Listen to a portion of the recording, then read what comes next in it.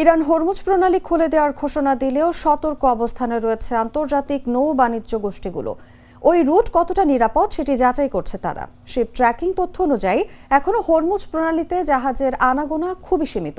বাণিজ্যিক জাহাজ চলাচলের জন্য হরমুজ প্রণালী ফের উন্মুক্ত করার বিষয়টি শুক্রবার সামাজিক মাধ্যমে জানান ইরানের পররাষ্ট্রমন্ত্রী আব্বাস আরাকচি।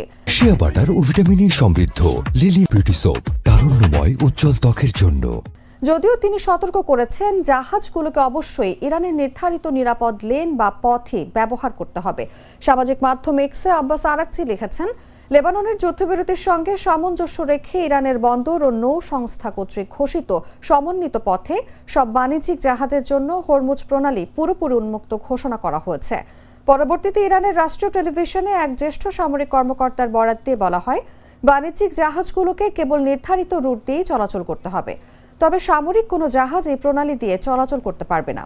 এদিকে হরমুজ প্রণালী উন্মুক্ত করার এই ঘোষণাকে বিশ্বের জন্য একটি মহান ও উজ্জ্বল দিন হিসেবে অভিহিত করেছেন মার্কিন প্রেসিডেন্ট ডোনাল্ড ট্রাম্প।